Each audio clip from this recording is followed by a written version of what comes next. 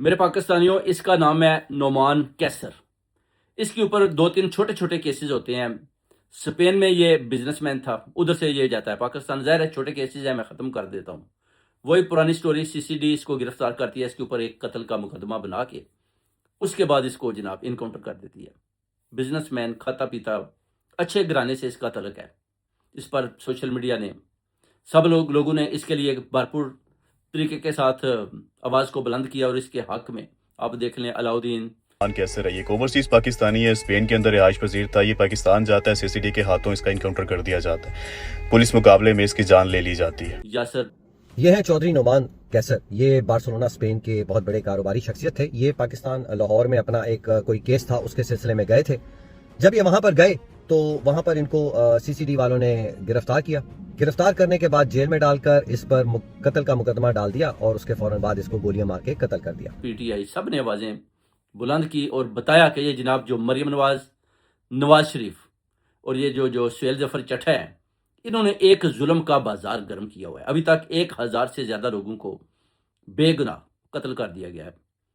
ان کو بالکل عدالت کی طرف رجوع بھی نہیں کیا گیا کہ ان کے اوپر کیا کیسز ہیں، کیا نہیں ہے۔ جو بس پکڑتے ہیں اس کا وہ مقابلہ بنا دیتے ہیں۔ اس سے پہلے بھی آپ دیکھ سکتے ہیں کہ شفقت جو بٹی تھا، اس کے ساتھ بھی وہی ظلم ہوا۔ جب اس کے ادھر سے اپنا جا کر ادھر انٹرویو ہوئے جدھر کا وہ رہنے والا تھا، جگیردار تھا، تو ان نے بھی بتایا تھا کہ یہ بہت اچھا انسان ہے، اس کے ساتھ بھی ظلم کیا گیا۔ یعنی جس کا بتایا گیا کہ یہ نظم کی وجہ سے لڑائی ساری ہوئی، نظم والا خود بدماش نکلا، اور اس کا بھائی بھی، کزن بھی ابھی تک مفرور ہے، وانٹیڈ ہے وہ بھی پولیس کو پچھلے 30 سال سے۔ مگر مرڈر کس کا کر دیا؟ شفقت بٹی کا۔ اور آج مرڈر کر دیا نعمان کیسر کا، جو بارسلونا میں ایک بزنس مین تھا۔ تو اس کا باپ دیکھ لیں کہ جو جواب ہے وہ کون دے گا۔ مریم نواز کے اوپر بھی اس کا کیس ہونا چاہیے، شہباز شریف کے اوپر بھی ہونا چاہیے، مگر ظاہر ہے ادھر ظلم کا ایک بازار گرم ہے۔ جو بھی 1000 لوگوں کا انہوں نے مرڈر کرایا، یہ سارے کیسز ان کے اوپر ڈالنے چاہیے، تاکہ ان کو لگ پتا جائے کہ لوگوں کے بے گناہ جب قتل ہوتے ہیں تو پھر ان کے حالات کیسے ہو جاتے ہیں، ان کے بزنس تباہ ہو جاتے ہیں، ان کے بچے جو ہے نا وہ یتیم ہو جاتے ہیں، مائیں، بہنیں، بیٹیاں، ان کو کچھ پتہ نہیں، صرف اور صرف یہ پیسہ بنا رہے ہیں۔ اور اس کے بعد یہ جس گھر میں جاتے ہیں ادھر سے سونا، زیورات، اس کے بعد ٹیلی فون، لیپ ٹاپ، اس کی طرح کی چیزیں بھی یہ CCD لے کر جا رہی ہے۔ یہ بھی چیزیں میں نہیں کہہ رہی، الجزیرہ رپورٹ دے رہا ہے۔ الجزیرہ کی بھی آپ کو لسٹ دکھاتے ہیں کہ وہ ان کے بارے میں کیا بولتا ہے۔ اس سے پہلے بھی آپ دیکھ سکتے ہیں کہ عابد باکسر تھا، اس نے بھی کوئی 300-400 آدمی کا اس طرح انکاؤنٹر کیا۔ بعد میں اس نے ان کے خلاف ہی بیان دیا تھا کہ یہ سارے کام مجھ سے شہباز شریف کروا رہا ہے، اور پھر وہ دبئی بھاگ گیا۔ اس کے بعد اس کو ادھر سے گرفتار کر کے لائے، شہباز شریف کے خلاف اس کو وعدہ معاف گواہ بنایا۔ اس کے بعد پھر اس کے اوپر سے کیسز ہٹائے گئے، اس کے بعد پھر اس کو پکڑا گیا، اس کے بعد پھر ابھی وہ باہر ہے۔ اسی طرح انور راؤ، اس طرح کافی جو لوگ ہیں جو CCD کے لیے وہ کام کرتے ہیں اور لوگوں کے بے گناہ قتل کر رہے ہیں۔ مگر اب جو وکیل ہے نعمان کیسر، جن کا CCD نے مرڈر کیا، ذرا اس کی ذرا آپ رپورٹ چیک کریں کہ وہ نعمان کیسر کے متعلق کیا کہتے ہیں، تو پھر آپ فیصلہ کریں کہ یہ ہو کیا رہا ہے۔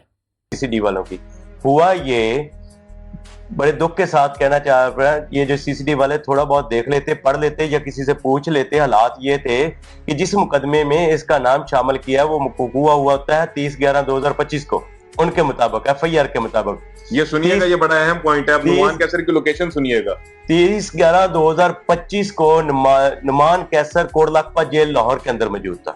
نعمان کیسر کی رہائی جیل سے 1/1/2026 کو ہوتی ہے، اور جس دن کا یہ وقوع بیان کرتے ہیں وہ جیل کے اندر موجود تھا۔ یہ بڑی حیران کن بات ہے۔ جو کہ جیل میں قید ہے، وہ جیل سے نکلتا ہے، اس کی جیل سپرنٹینڈنٹ سے بہت اچھی یاری ہے، وہ جیل سے نکلتا ہے، وہ یہاں سے نکل کے ٹکٹ کراتا ہے یا بائی کار جو ہے وہ جائے وقوع کے اوپر پہنچتا ہے، بندہ مارتا ہے، بندہ مار کے دوبارہ واپس جیل میں آ کے آرام کرتا ہے۔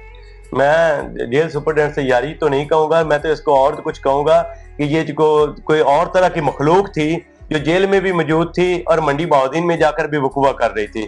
یہ بڑے تکلیف کی بات ہے، بڑے دکھ کی بات ہے۔ ایسا ممکن ہی نہیں ہے کہ ایک بندہ جو جیل کے اندر موجود ہو اور وہ منڈی بہاؤدین میں جا کر وقوع کر کے دوبارہ آ جائے۔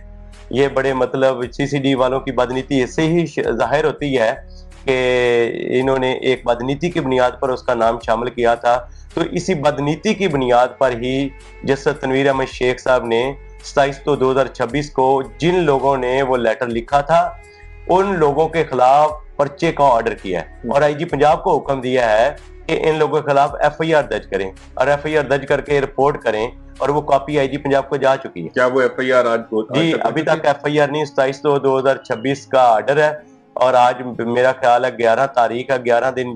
یہ ہے CCD کا جناب علی جو ان وکیلوں نے بتایا. یہ معاملات ہیں. اب آپ دیکھ لیں کہ انہوں نے اللہ تعالیٰ کے حضور بھی حاضر ہونا ہے, انہوں نے جناب اپنی قبر میں بھی جانا ہے, مگر جو ظلم انہوں نے پاکستانی عوام یا ان لوگوں کے اوپر کیا ہے جن کا کسی بھی کرائم کے ساتھ دور دور تک کوئی تعلق نہیں, صرف دوسری جو ان کے مخالف گروپ ہیں ان سے پیسے لے لیتے ہیں, اس کے بعد لوگوں کے انکاؤنٹر کر رہے ہیں. اب شفقت بھٹی کا بھی اسی طرح کا میٹر تھا کہ چلیں اس کو اگر یا تو کورٹ سزا دیتی نا تو اس کو چلے پھانسی بھی دے دیتے, تو پھر بھی آدمی کہتے کہ چلیں جی کم از کم آئین اور قانون کو فالو کیا گیا. اس کا بھی جب ادھر انٹرویو کیا گیا تو وہ بھی ٹوٹل ایک مسجد بنانے کے لیے ایک ٹیچر کا ساتھ دیتے ہوئے اس کا بھی انٹرویو, اور 8 قتل ہو جاتے ہیں. اور آج نعمان کیسر جو اسپین سے جاتے ہیں, ان کو دیکھیں کس بے دردی کے ساتھ ان کا بھی انکاؤنٹر کر دیا. ظاہر ہے پیسہ بنایا گیا ہے, اور تو انہوں نے بھی جناب کسی کو معاف تو کرنا نہیں. اس لیے جو بھی آدمی باہر کے ملک سے جاتا ہے کسی کے اوپر کسی قسم کا کیس ہے تو وہ یہ نہ سمجھے کہ اس کو CCD چھوڑے گی. جب تک مریم نواز اور یہ جلادی حکومت ہے یہ کبھی آپ کو معاف نہیں کرے گی.